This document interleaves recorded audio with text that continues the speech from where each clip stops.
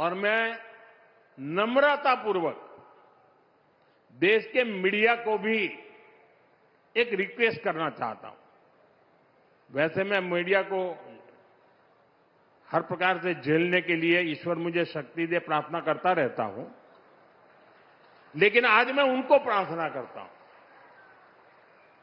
कि कृपा करके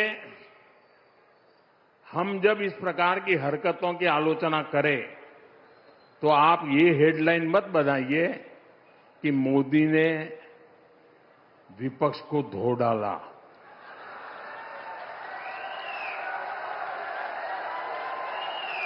आप कांग्रेस को बचाने की ये चालाकियां बंद कीजिए। ये विपक्ष करके आप कांग्रेस को बचा रहे हैं और विपक्ष में जो और साथी बैठे हैं वो भी समझ गए हैं कि पाप कांग्रेस करती है और भुगतना उनको पड़ता है। और कांग्रेस की इकोसिस्टम हर बार बच के निकलने का एक खेल खेलती है कि पाप कांग्रेस करे, आलोचना कांग्रेस की हो, गुस्सा कांग्रेस पर हो, लेकिन मीडिया में कांग्रेस नहीं दिखती, विपक्ष शब्द दिखता है। क्यों भाई?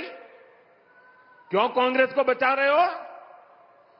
ऐसा करने से आप न कांग्रेस को बचा पाते हो, न कांग्रेस को सुधरने के लिए मजबूर करते हो। अगर आप एक बार छापना शुरू कर दोगे, बोलना शुरू कर दोगे, ये जनरल विपक्ष का दोस्त है। और देखिए दिल्ली में जो हुआ, क्या उसमें कोई टीएमसी के लोगों ने पाप किया है? नहीं किया है। डीएमके के लोगों ने पाप किया है? नहीं किया है। बसपा के लोगों ने पाप किया है? नहीं किया है। फारूक अब्दुल्ला जी की पार्टी ने पाप किया है? नहीं किया है। सिर्फ और सिर्फ सरफरे नेता, कांग्रेस के बेलगाम नेता देश को तबाह करने पर तुले हुए हैं। अगर आपको प्रधानमंत्री की कुर्सी पर बैठना है तो पहले आपको जनता के दिल जीतने पड़ेंगे।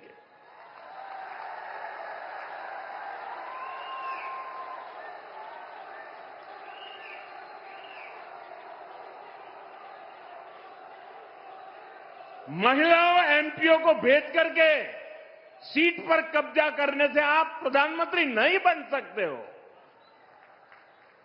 और माताओं बहनों को इस प्रकार से आगे करने की क्या मजबूरी है आपकी? क्या इतने खोखले हो गए हो आप लोग?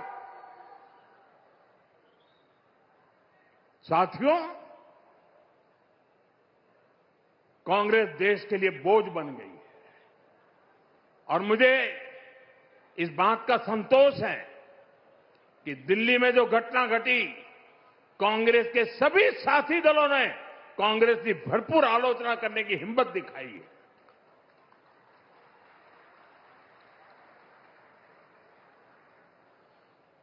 मैं विपक्ष के इन साथियों का सच्चाई के साथ और देश के गौरव के साथ खड़े रहकर रहने के लिए उनका मैं सार्वजनिक रूप से आभार व्यक्त करता हूं।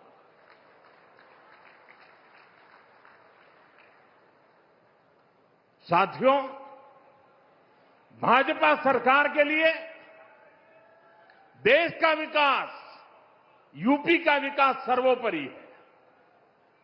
लेकिन आप याद करिए, 10 साल पहले तक यूपी की चर्चा किन बातों के लिए होती थी?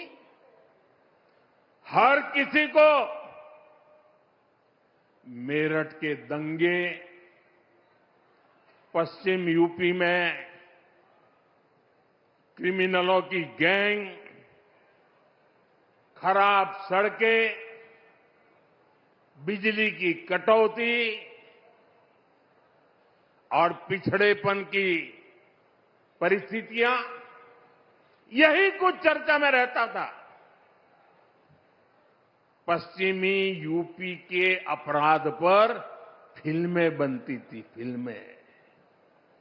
सपा सरकार ने यूपी का ये हाल करके रखा था। लेकिन आज यूपी को विकास के लिए जाना जा रहा है। आज हमारे यूपी को ब्रह्मोस के लिए मोबाइल फोन बनाने और एयरपोर्ट के लिए पर्यटकों की सुविधा लगातार बढ़ती संख्या के लिए जाना जाता है। यूपी स्पोर्टिंग इकोसिस्टम में भी अपनी पहचान बढ़ा रहा है। मेरठ में स्पोर्ट्स यूनिवर्सिटी का काम तेजी से पूरा किया जा रहा है। साथियों, सपा राज में जो अपराधी बेखौफ घुमा करते थे, वो आज योगी जी की सरकार में जेलों में दिन बिता रहे हैं। आज किसी की हिम्मत नहीं है कि कॉलेज से पढ़कर निकल रही हमारी किसी बेटी का अपमान कर सके। साथियों, जब कानून व्यवस्था सुधरती है तो व्यापार, कारोबार और दुकानदारी के लिए भी माहौल बनता है। इसलिए आज यूपी की अर्थव्यवस्था में भी जबरदस्त उछाल देखने को मिल रहा है। योगी जी के नेतृत्व में यूपी देश का बड़ा मैन्युफैक्चरिंग हब बन रहा है। कल ही मुझे यूपी की पहली सेमी कंडक्टर फैक्ट्री का शिलान्यास करने का अवसर मिला है। इस सेमी कंडक्टर फैक्ट्री के बनने से यूपी का सामर्थ्य और ज्यादा बढ़ जाएगा। इससे यहां नए निवेश, नए रोजगार के लिए अद्भुत संभावनाएं बनेगी। मैं आपको विश्वास दिलाता हूं, भाजपा की डबल इंजन सरकार ऐसे ही यूपी को देश की सबसे बड़ी इकोनॉमी बनाने के लिए काम करती रहेगी। यूपी विकसित होगा तो ही भारत विकसित होगा। एक बार फिर आप सभी को नमो भारत ट्रेन और मेट्रो प्रोजेक्ट के लिए बहुत बहुत शुभकामनाएं देता हूं। ये वंदे मातरम के 150 वर्ष मना रहे हैं। मेरे साथ बोलिए, वंदे मातरम, वंदे वंदे वंदे वंदे वंदे वंदे वंदे वंदे वंदे वंदे वंदे। तो मेरठ से प्रधानमंत्री नरेंद्र मोदी को आप सुन रहे थे। मेरठ और देशवासियों को आज पहली रैपिड रेल की सौगात देने के बाद कांग्रेस पर जमकर बरसे हैं प्रधानमंत्री नरेंद्र मोदी। जिस तरीके से एआई समिट के दौरान कांग्रेस के कार्यकर्ताओं की तरफ से हंगामा किया गया, उस पर जमकर आज प्रहार प्रधानमंत्री नरेंद्र मोदी की तरफ से किया गया। उन्होंने कहा कि कांग्रेस ने वैश्विक आयोजन को राजनीति का अखाड़ा बना दिया। प्रधानमंत्री नरेंद्र मोदी की तरफ से कहा गया कि विदेशी अतिथियों के सामने कांग्रेस नेताओं ने कपड़े उतारे। देश जानता है कांग्रेस नंगी है, कपड़े उतारने की क्या जरूरत थी।